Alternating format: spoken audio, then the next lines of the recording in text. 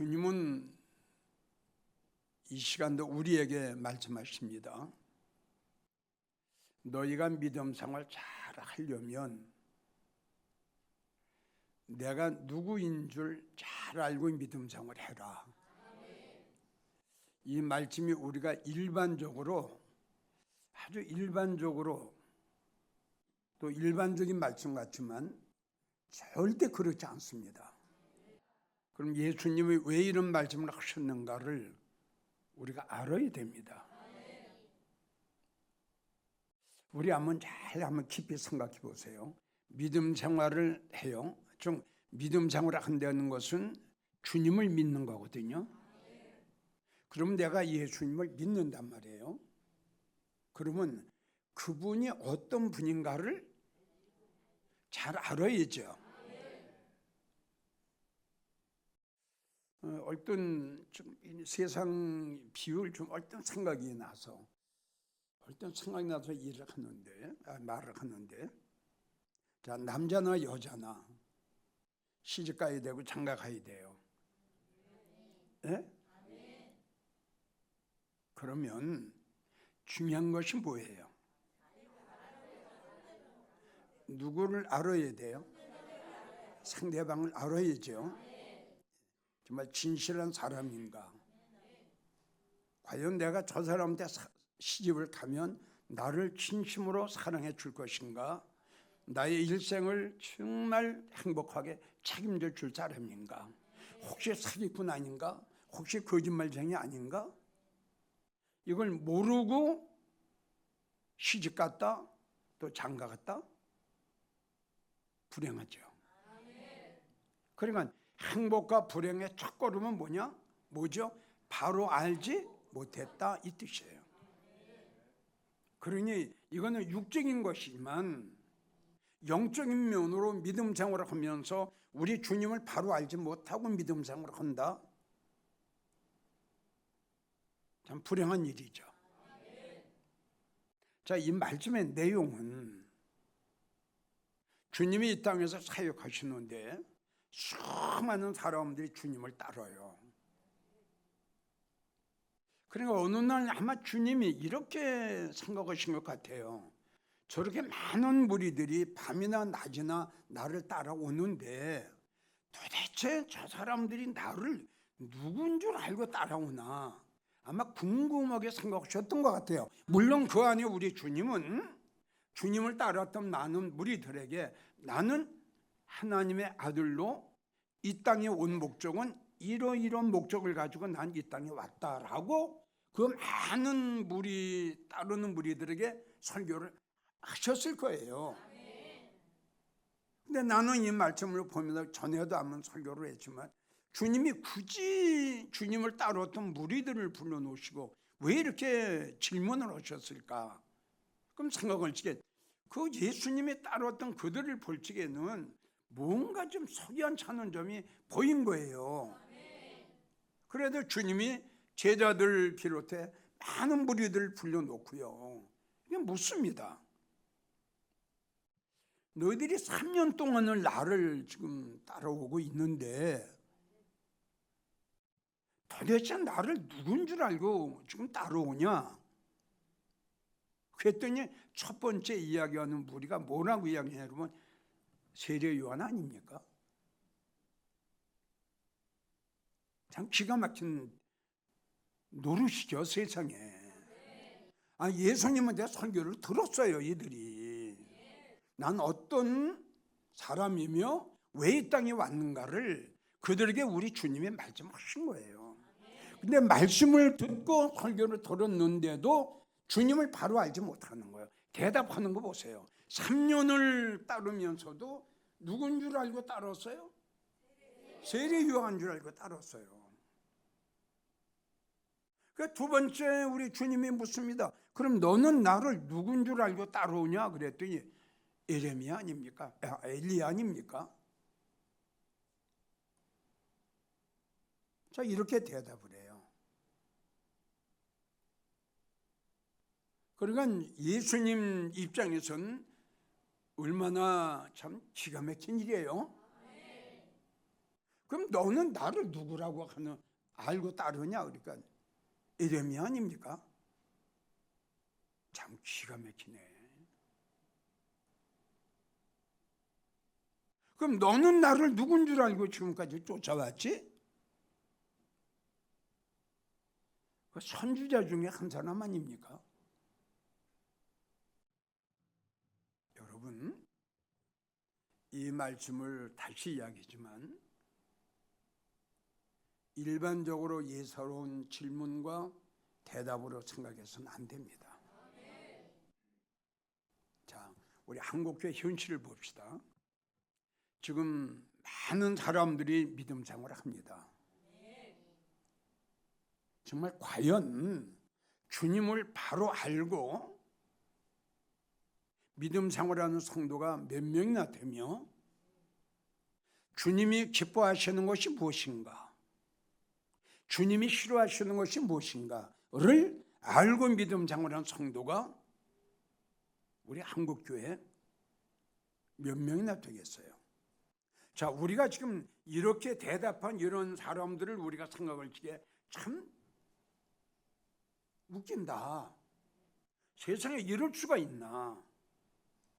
믿음 생활을 3년 동안 했으면서, 믿음 생활을 10년, 20년 동안 했으면서 우리 예수님이 어떠한 분인 줄 모르고 믿음 생활을 해? 아마 우리가 모두 다 이렇게 이야기할 겁니다. 그런데 이와 똑같은 믿음 생활하는 성도들 중에 예수님을 바로 알지 못하고 믿음 생활하는 성도가 너무 한국교회에 많다는 결론이에요. 하나님의 아들 세례 요한으로 생각했더니 참 이 본문의 말씀을 보면 참 생각할수록 너무너무 참 기가 막힌 거예요. 그러니까 다시 이야기지만 전국에서 방송을 통해 설교를 듣고 계시는 성도님들도 이러한 설교에 여러분들은 귀를 기울여서 과연 내가 지금 나는 교회 나가는 장로야, 나는 권사야, 나는 집사야, 이렇게 너무 직분을 가지고 너무 교만하게 생각하지 말고 과연 내가 그동안 믿음생활 20년, 30년, 40년, 50년 동안 기나긴 세월을 믿음생활을 했는데 과연 예수님이 어떤 분인가를 내가 분명히 알고 믿음생활을 했는가를 다시 한번 확인해 보셨으면 좋겠어요. 그러니까 주님이 나를 믿으려면 나를 알고 믿어라. 나를 알고 믿어라. 그래야 너는 온전한 성도가 되고 그리스도 예수의 충만한 분량까지 넌 들어갈 수 있다.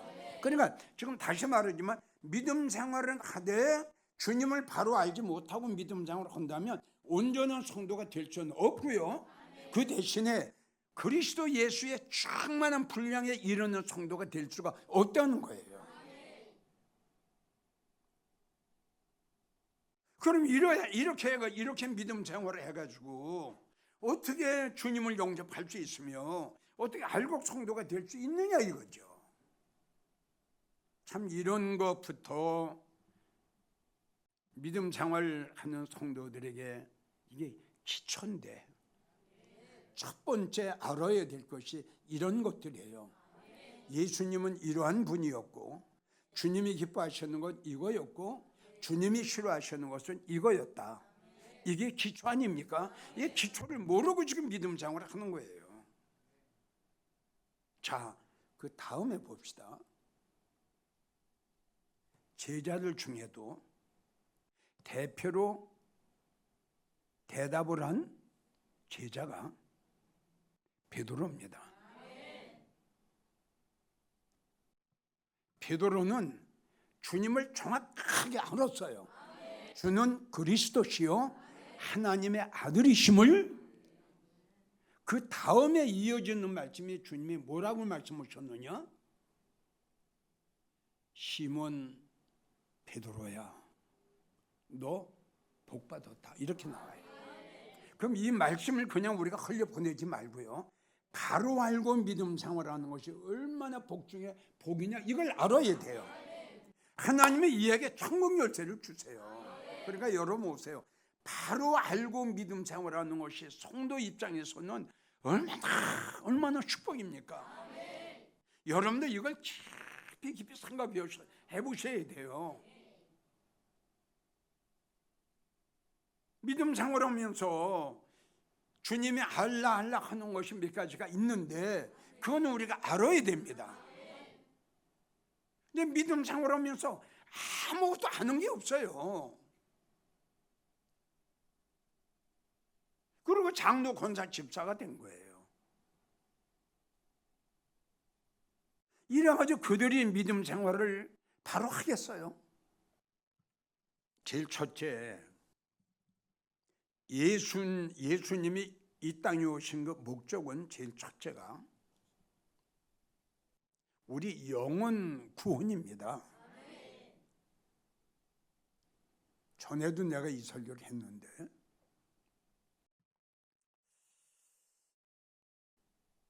이 예수님이 이 땅에 오신 제일 첫째 목적 이유는 우리 영혼 구원하시기 위해서 이 땅에 오셨고 십자가 지셨고 또 우리의 죄를 대속해 주시기 위해 피 흘리셨고 자 그런데 이러한 우리 영혼을 구원하시기 위해서 이 땅에 오신 이 예수님을 지금 이용을 해먹어요. 빙자를 합니다. 어떻게? 이렇게 하면은 복 준다. 이렇게 하면은 복 준다. 이건 아니죠. 이건 아닙니다. 분명히 아닙니다. 분명히 아니에요. 성경 어디에도 없어요. 그러니까 내 입장에서는 왜 예수님을 이용해 먹느냐 이거예요. 전도? 전에도 이야기를 했죠. 전도 많이 하면 복 주신다? 성경 없습니다. 아무데도 없습니다. 전도는 예수님의 부탁이에요. 우리가 해야 할 사명입니다. 복 받기 위해서 하는 건 아닙니다. 주님이 네가 전도 많이 하면 내가 복 줄게 말씀 안 하셨어요. 땅끝까지 이르러서 나는 하나님의 아들이라는 걸 증거를 해달라. 너희는 내 증인이 되어 달라. 이걸 우리에게 부탁하셨기 때문에 우리는 그 부탁을 드려야 됩니다. 그럼 주님이 축복을 안 하시면 전도 안 할 건가요? 전도 안 할 거예요? 그건 아니죠. 근데 예수님을 왜 여기다 이용을 하냐 이거죠. 봉사 많이 하면, 물질 많이 드리면,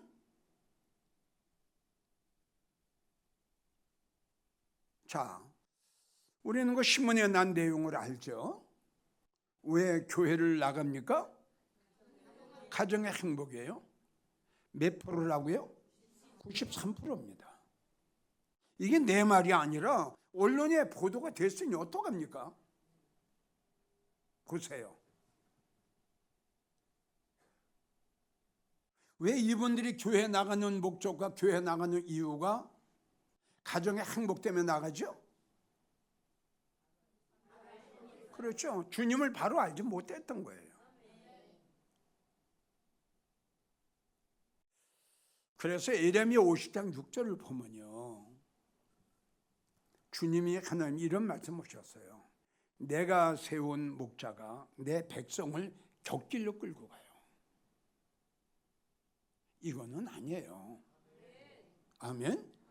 물론 성도들이 충성하고 봉사하고 전도하고 헌금하기 위해서 이런 설교는 해도 된다고 하지만 내 입장에서 생각할 적에 나는 그거는 동의할 수가 없어요. 주님을 이용하지 말라는 거죠, 내 말이. 아멘? 그 예수님이 그분이 오신 목적은 이것 때문에 오신 게 아니거든요. 이해가 갑니까? 근데 이것 때문에 오시지 않았는데 많은 분들이 이것 때문에 오신 걸로 착각한다 이거죠. 마음의 평안을 얻기 위해, 또 건강을 얻기 위해. 자, 이거예요. 지금 신문에 난 언론 보도를 보면. 그럼 똑같은 거 아닙니까 지금?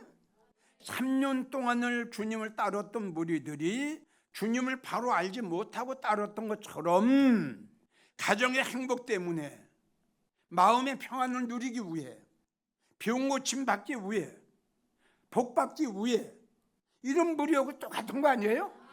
주님을 바로 알지 못하고 지금 믿음 생활을 하는 거예요. 이거는 아니라는 거예요. 내 입장에서는 주님을 절대 빙자해서 이용을 하지 마라.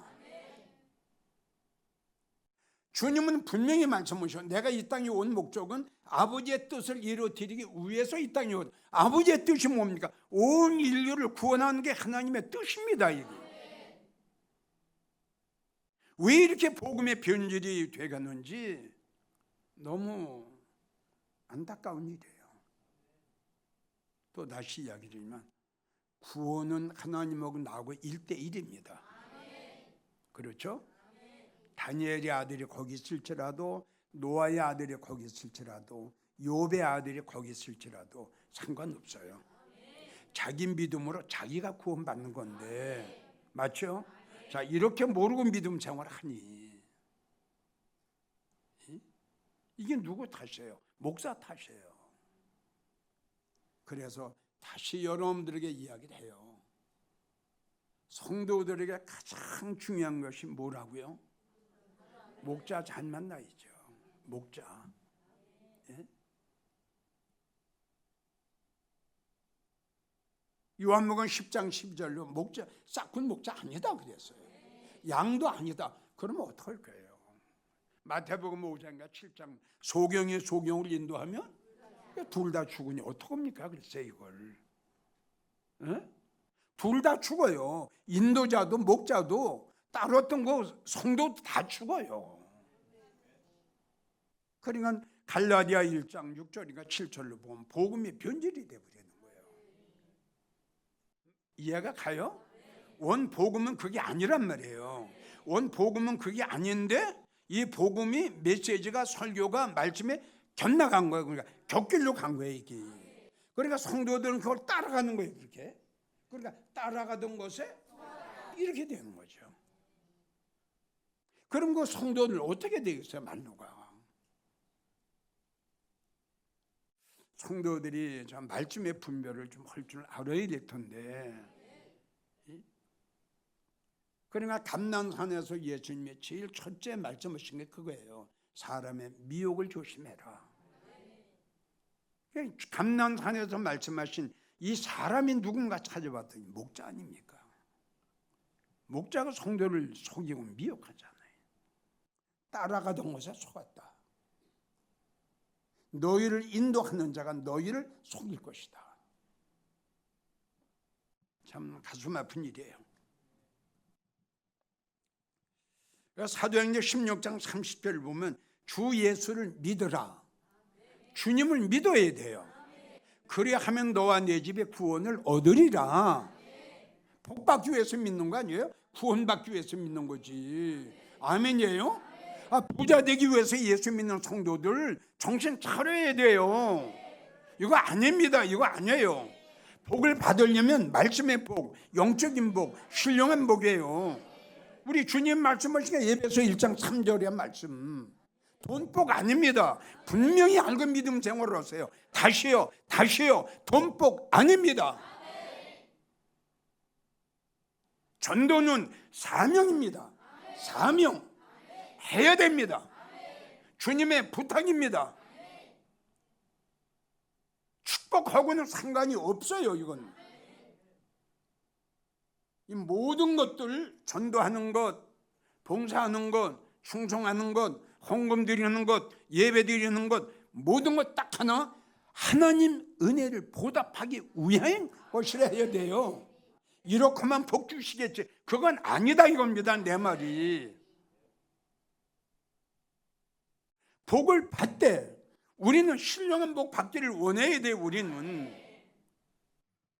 자, 두 번째 우리가 꼭 알아야 될 것은 과연 예수님이 제일 기뻐하시는 게 뭐냐. 이걸 모르고 지금 믿음 생활을 하잖아요. 그러니까 우리는 지금 알고 있죠. 그러니까 복 받았다는 거예요. 주님이 시몬 베드로야 너 복 받았어. 그를 너 그것을 알게 한 이는 하나님이다. 그러니까 바로 알고 바로 믿는 것이 성도 입장에서 얼마나 복이냐 이겁니다. 얼마나 복이냐. 자, 모르고 믿음 생활한다 생각을 해봐요. 말로가 어떻게 되겠는가. 우리는 너무 잘 알고 있어요. 주님이 제일 기뻐하시는 것은 예배다. 그래서 로마서 12장 1절을 보면 하나님이 기뻐하시는 것 이렇게 나오죠. 하나님이 기뻐하시는 것. 이것도 아니고 저것도 아니고 다 아니다. 제일 첫째 너희의 몸이다 그랬어요. 이게 상당히 우리에게 중요한 거예요. 구약에는 하나님 앞에 제사를 지낼 적에는 양을 잡았어요. 양 중에도 제일 첫 것, 그리고 살찐 거. 신약에 와서 이게 바꿔집니다. 우리가 한 마리에 흠이 없고 점이 없는 깨끗한 양이 돼야 돼요. 내 속에 시기, 질투, 미움, 교만, 독 받으실까요? 안 받으세요. 바울은 데살로니가 교회에 이런 설교를 했어요. 5장 23절을 보면 너희는 예수님 오시기 전에 너희의 영과 혼과 몸이 거룩하고 성결하기를 원한다. 에베소 4장 22절 털어라. 90을 쫓는 옛사람을 털어버리라. 네가 가지고 있는 단장품을 다 떼어버려라. 심령 속에 있는 악한 것들 다 쏟아버려야죠. 이거 털고 가야죠. 이거 잊지 마세요. 구약에는 흠이 없는 한 마리의 양이에요. 신약에는 우리가 한 마리의 양이 돼요. 이건 영적으로 굉장히 깊은 거예요. 여기까지만 하고 싶어요. 예배 시간 이제 졸고 예배 시간 자는 심령, 성경을 보게 되면 병들었어요. 말라기 1장 7절부터 10절까지 보면 하나님께서 말씀하셨어요. 아는 분 병든 것 하나님 받지 않으신다. 얼마나 심령의 병이 들었으면, 얼마나 믿음의 병이 들었으면 예수님 앞에 제물 대고 예수님 앞에 예배 드리는 이 좌석에 졸고 잡니까? 얼마나 심령의 병이 들었으면. 주님을 진심으로 여러분들이 사랑하고 여러분들이 주님 은혜 받은 은혜 진심으로 보답하기를 원한다면 예배를 1번으로 생각하세요. 아멘인가요?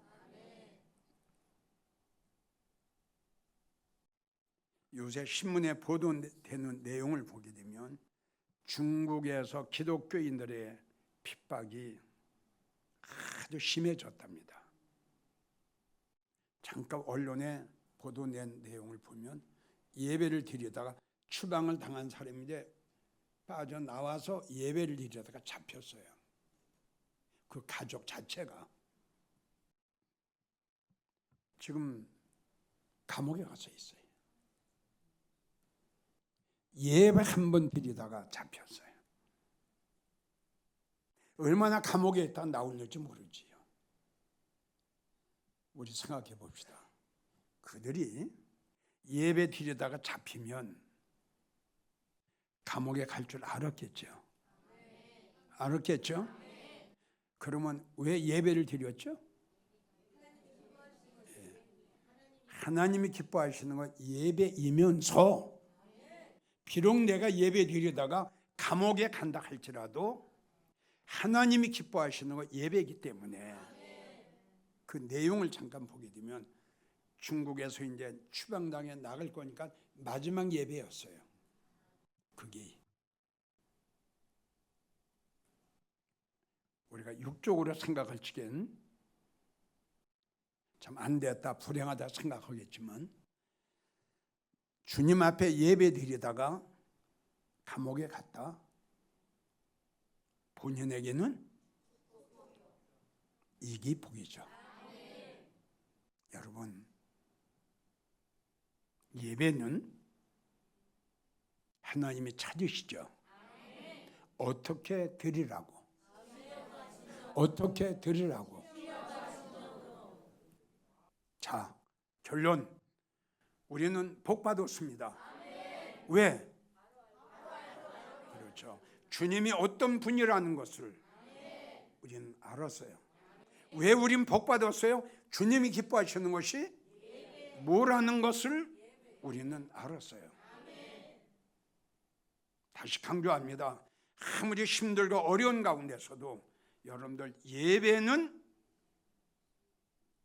생명같이 여기세요. 내가 오늘 예배 드리다가 감옥에 간다 할지라도 감옥에 갈 각오를 하고 예배 드리세요. 이 믿음, 이 중심, 이 사상 주님이 쌓여놓으실 거예요. 그러한 성도가 되기를 축복합니다.